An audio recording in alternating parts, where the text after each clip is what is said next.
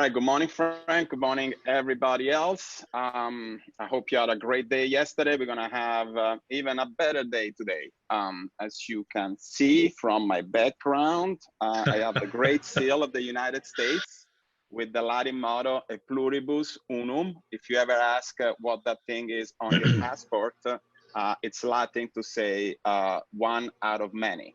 It is, of course, the foundations of our union, but it's also the foundation of a cooperative, right, Frank? Exactly. All joining together and to become one. Can you tell us about one of the most famous cooperative in the wine world in Italy, Citra, Codice Citra? You tell us about that, Mr. Frank Montanaro. Yes, so I can start, Giovanni? Yes, sir. Okay, it's 10 so o'clock. good morning, with everyone. The legendary Italian precision. Good morning, everyone, and hope you are all doing well under these circumstances and staying safe. My name is Frank Montanaro, Export Manager for Codice Citra in North America. So just to give you the background of Codice Citra, it was founded in 1973 with 3,000 growers and just under 15,000 acres of vineyards with 9 production facilities, all in the province of Chieti in the region of Abruzzo. So again, we are 3,000 growers with just under 15,000 acres of vineyards, 9 production facilities. However, only the top 20% of our total production, which is just under 120, 130 million liters a year, goes under the Citra label. Everything else is sold in bulk to others. We are situated again in Abruzzo. The closest town from our head office is Ortona. And the winery stretches about 70 to 80 kilometers along the Adriatic coast from north to south and inland towards the Maiella Mountains from the Adriatic Sea to 40 kilometers where the mountain range is. Everything is estate grown, estate produced. The varietals that we have are mostly the indigenous varietals. It is Montepulciano, Trebbiano, Pecorino, Cococciolo, and then some international varietals over the years of, for example, Pinot Grigio, Sangiovese, Chardonnay, Cabernet, and Merlot. We have one of the largest barrel rooms in all of central Italy, having at least 700,000 liters of wines in a barrel program. And again, the varietals are either DOC, DOP, or IGP. There was a protocol in 2011 from the winery to have sort of an environmental commitment. And by doing so, we managed to, with solar panels, to produce almost 200 kilowatts of energy per day, which helps our main facility. We also have water exiting, for example, the facility, the bottling lines, cleaner than how the water has come in through filtration. When it comes to lowering our carbon footprint, many years ago, when a lot of other wineries have not even considered such a thing, 22, 23 years ago, Citra decided to go with lightweight glass. And so we went, for example, from shipping 40-foot containers with just under 1,100 cases. And nowadays, we can ship between 18 and 1,900 cases on that same container. So again, that's part of our initiative. Keep in mind, we are a bricks and mortar company. We have a wine management team of about 14 winemakers on our side, together with the partnership that started in August of 2017 with Riccardo Cottarella and his team of 11. And I'm sure you all know Riccardo Cottarella is the president of the World Enology Association, but he brought a lot of input to our to our wines. And taking a step back, he one of the decisions of him coming on board is he sees how Citra, for a large group, kind of takes passion in their wines, and it's all about the terroir, the indigenous varietals, and how we best use some of our better properties with those indigenous varietals. Our bottling lines, for example, in our main facility, one of the 9 facilities, is the only one that does the bottling for the Citra lines. And the bottling lines run 24 hours a day at an average of 20,000 bottles per hour every day of the year, with the exception of course, some religious holidays. Talking about our terroir and our climatic conditions, we are situated from the Adriatic Sea, so some of the vineyards will start at, say, 200 feet and go as high as 1,200 feet above sea level as you go into the mountain range.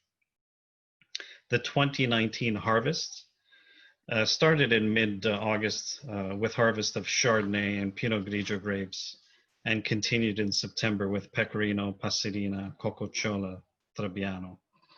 In relation to the red berry varietals, mainly Montepulciano, the harvest began the last week of September and continued until end of October of last year. Retracing the seasons from a meteorological point of view, since the fall of 2018, there have been numerous rains and low temperatures. In January, thanks to an abundant rainfall and snowfall that occurred even at low altitudes, the vineyards were able to store a good amount of water reserve. Spring was also characterized by numerous rains and temperatures below average, and continued until the end of May. And having said that, comparing 2018 with 2019 harvests, when it comes to production and the cultivation of fruit, we are down a total of about 11% compared to the previous year. However, the abundance of production in 2019 was focused more on quality and not on volume.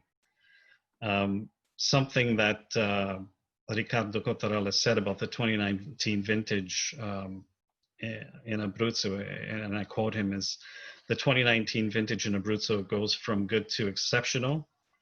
Italian and world president winemakers, we have had an increasingly heterological climate trend that has been given the grapes temperature changes and important flavors and aromas.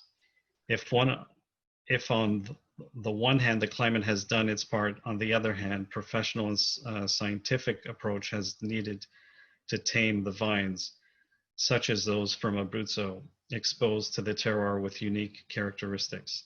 So just to give you the background of the style of vineyards, we use the tendone abruzzese, which means they are elevated about 3-4 feet from the ground.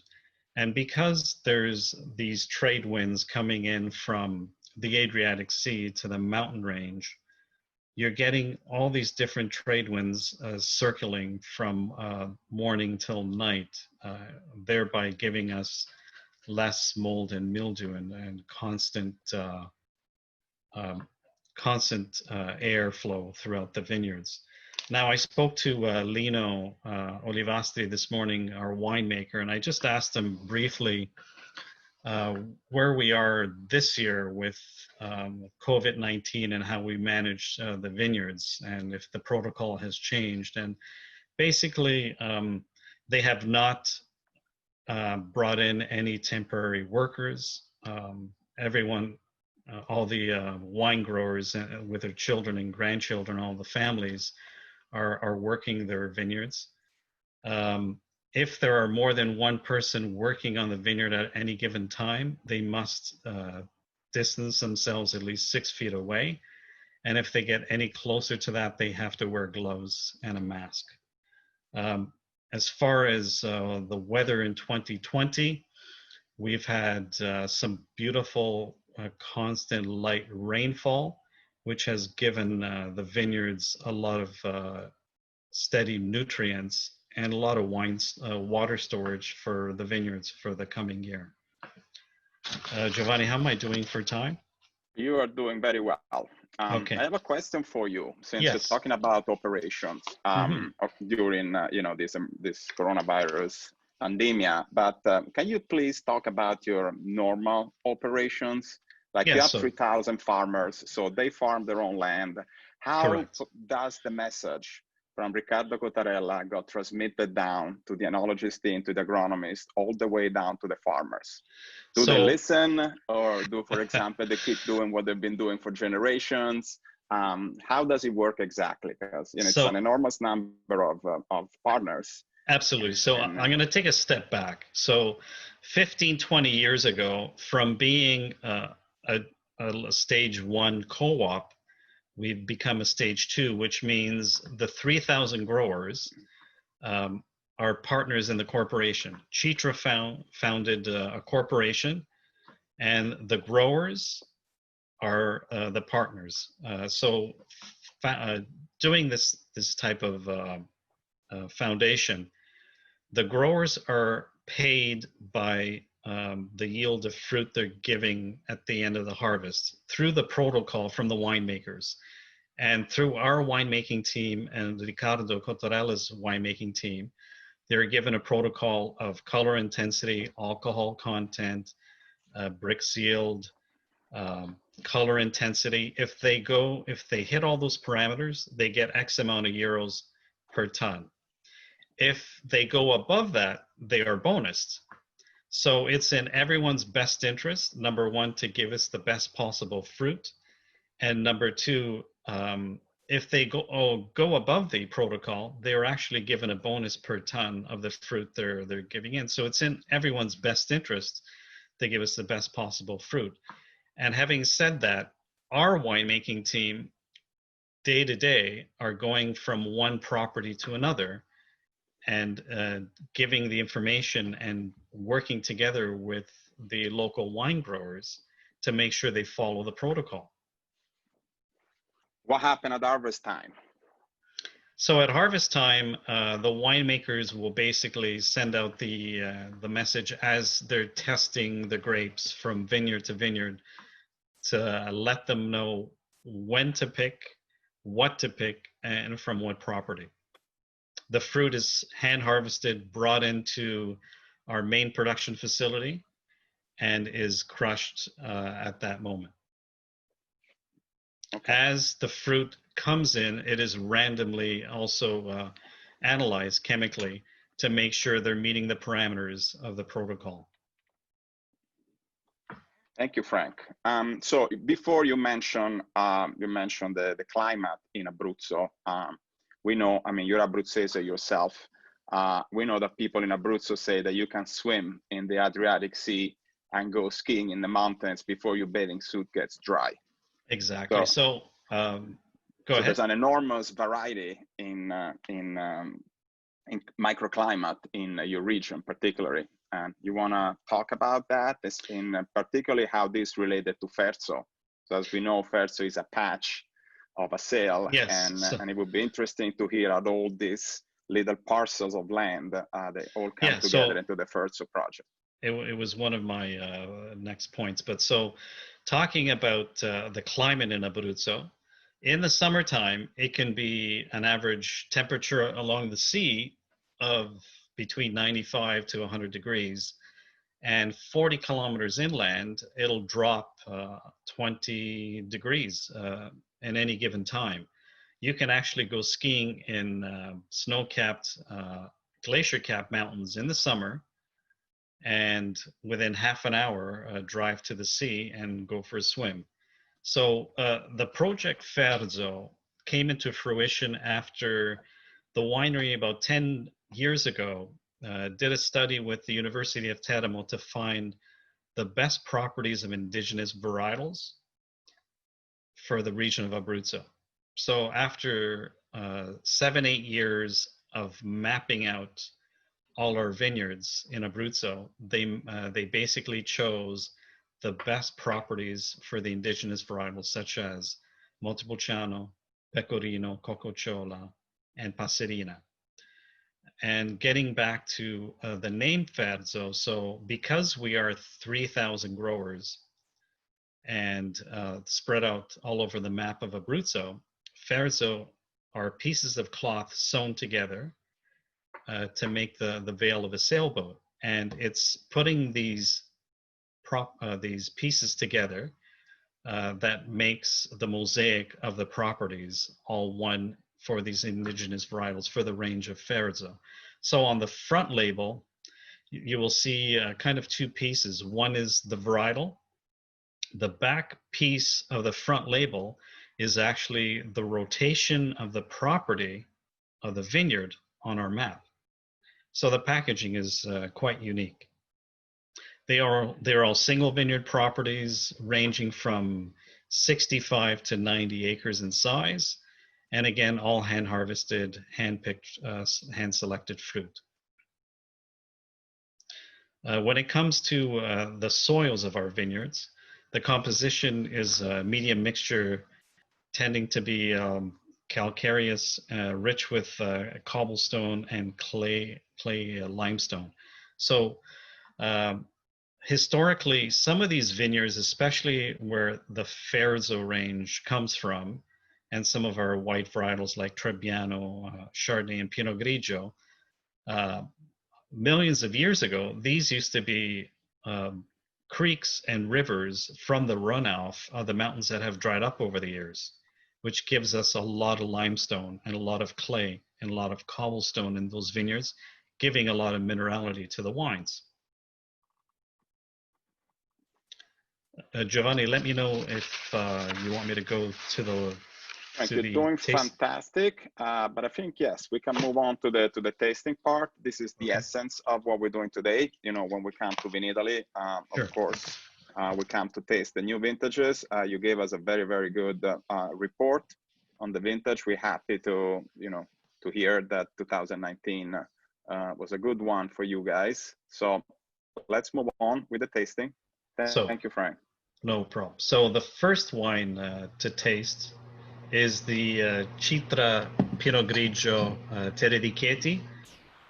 Current vintage is 2019. Its production area is the southeast part of the Chieti province, and the harvest is normally the first week of September.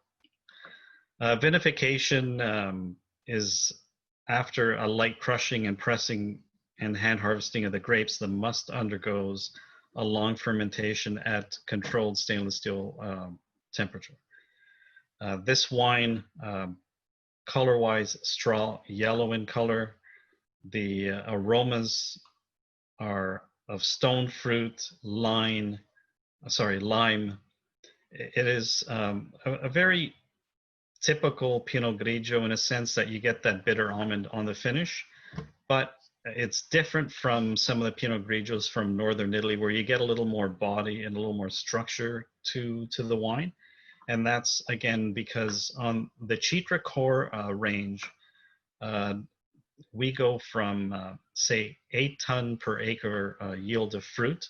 And then as we go higher in the rankings of the wines, so the Ferzo, you're down to about 4 ton per acre.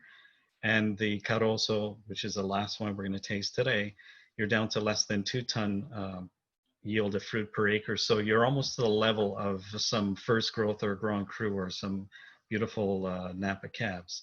Food pairing for the Pinot Grigio, obviously, grape as an aperitif with sushi, cooked fish, white meats, and souffle. The next wine. Abruzzese dish you want to recommend? You know what? I like with the Pinot Grigio or the Ferzo whites, the Pecorino, the Cocociola, some crudi. So the raw seafood that you get from the trabocchi. Yeah, I love that. We got plenty of that. Drizzle some nice olive oil. Yes. Oh, it's unbelievable. Yeah. Sorry for the interruption. Go ahead. Oh no, please, not to worry. The second wine we're going to be tasting virtually from afar, and hopefully we'll be doing this together soon, is the Montepulciano d'Abruzzo from the Citra core, again estate grown 2019 vintage. And again, we'll be able to ship 2019 actually at this moment now. It's normally the middle to the end of March of the following year from harvest. So this wine, again, the harvest, the production area is the southeast part of the Chieti province. However, it's a little later in time from the Pinot Grigio. It's towards the end of October. They are hand-harvested grapes and vinified in stainless steel tanks with long maceration at controlled temperature. The must is frequently pumped over to intensify the aromatics and the color. The wine is then finished in stainless steel tanks. So tasting the wine, you get a lot of dark fruit. For quality-wise, even about a month ago, the Wine Enthusiast gave this wine 87 points and Best Buy for the new vintage. But you get a deep color, deep ruby color and purple highlights. But this dark fruit is very prominent. You get, the aromas of black wild berry, dry herbs, black pepper, and kind of some nice chewy tannins, even though it's stainless steel fermented. Food pairings, with this wine includes first course foods with a bit of some sauces on the side, but roasts, grilled meats, seasoned cheeses. But think of on the patio or on the deck, a nice barbecue of a hamburger, a light steak, or even pizzas and pastas. It's such a perfect match because you have a great balance of fruit, tannin, and acidity.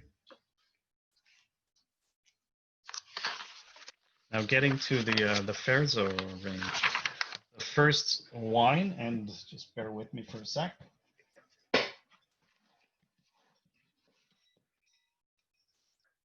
Is the Ferzo Pecorino, and the vintage hitting the market in the next month or so, because I believe production of the 2019 Ferzo Pecorino is being bottled by the end of this month or early May. So again, it's one of the indigenous varietals. It's the vineyard lies on a property of about 85 acres at an altitude of 820 feet. The location, again, is in the hills of the province of Chieti. And this area experiences a lot of microclimates because you have these trade winds coming either in the evening from the mountains and during the day from the sea. So you get this constant airflow. The soil is calcareous clay soil with many slopes, and the aspect is southwest to southeast. The number of plants per hectare is about 3,500, and again, the yield of fruit is about 4 tons per acre. So the harvest is done on this particular varietal towards the middle of September. Vinification is hand-harvested grapes and selected they remain at low temperature for about 24 to 36 hours in cold maceration. After removing the must from the lees, the fermentation at controlled temperature enhances the qualities of the grape varietals. It is then aged in stainless steel tanks. Now the color, you get some beautiful straw yellow with golden nuances and green tinges. The one thing about this varietal, and actually both this varietal and the Coco Chola, is the aromatics. It has some beautiful hints of flowery notes, acacia, balsamic, and sage, tropical fruit, pineapple. It's such an exotic and gratifying wine. The taste is full-bodied, long lingering with some persistent minerality overtones, and again that comes from the both the terroir but also the sea breezes. Food pairings obviously on this wine: seafood dishes, shellfish, raw seafood, hors d'oeuvres, and delicate first and second courses with white meats. I don't have a bottle of the Coco Chola with me, unfortunately, but the next wine we're tasting, and I believe, Giovanni, this is one of your favorites. Yes, sir. It's probably, I don't have any because you keep drinking it all, but... Listen, it's, you're making it too good. I love Coco Chola. When we started with Ferso, I was in between Coco Chola and Pecorino as my favorite, but then I immediately drift to the deep end of Coco Chola. It does have a lot more going for it than the Pecorino. It has a lot more elegance and exotic fruit. So this wine, again, you're getting closer to the seaside on this. So obviously you have a little more minerality. We're at a altitude of about 525 feet above sea level. The exposure is southwest, east, and southeast. The property's about 110 acres, and again, the type of terroir we're at. Calcareous and clay soil, and it's one thing to remember is this vineyard has multiple slopes. It has probably it's kind of a division from one side to the other, where you have slopes in between a valley. The yield of fruit, we're down to 4 tons per acre, and it's harvested in early September. Again, hand harvested, selected fruit, removing the must from the leaves. Fermentation starts at controlled temperature and then aged in stainless steel tanks. The color is delicate, straw yellow with golden nuances and fine, brilliant highlights.